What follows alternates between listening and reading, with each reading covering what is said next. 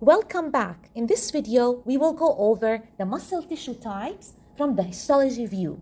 First, the three muscle tissue types in the body. We have the smooth muscle tissue, skeletal muscle tissue, and cardiac muscle tissue.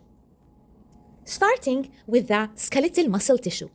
This is a longitudinal section in a skeletal muscle. The total magnification is 1800x.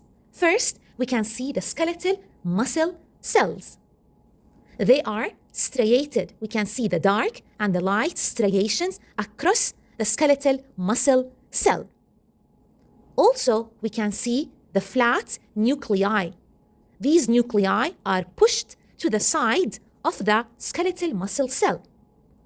Each skeletal muscle cell has more than one nuclei, so it is multi-nucleated. This is a longitudinal section in a skeletal muscle. The total magnification is 8000x. First, we can see part of the skeletal muscle cell.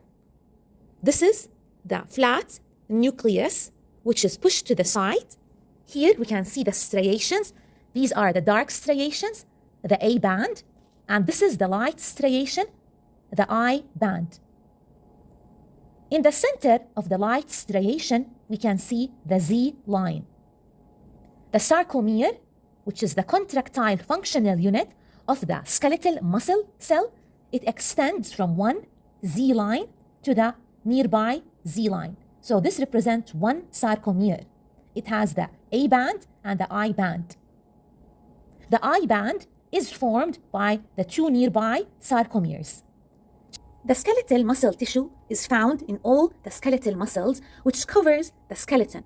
So all these are skeletal muscles. The skeletal muscle tissue is a voluntary muscle tissue. Moving to the second muscle tissue type, which is the cardiac muscle tissue. This is a longitudinal section in a cardiac muscle. The total magnification is 1800x. There is one thing in common between the cardiac muscle tissue and the skeletal muscle tissue, which is the striation. The cardiac muscle cells, they are striated. We can see the dark and the light striations. However, there are three unique things in the cardiac muscle tissue that sets it apart from the smooth and the skeletal muscle tissue. The first is the cardiac muscle cells, they are branched. You can see the branching right here.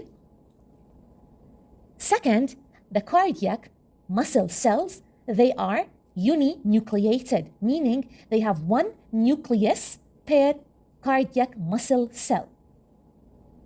The third unique thing in the cardiac muscle tissue are these lines. These are the intercalated discs, which are cell junctions.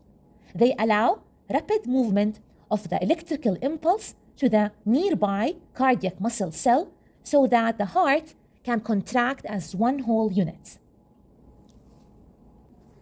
This is a longitudinal section in the cardiac muscle. The total magnification is 5800x. Right here, we have a cardiac muscle cell. This is a cardiac muscle cell. We can see the dark, thick lines. This is an intercalated disc. This is the intercalated disc.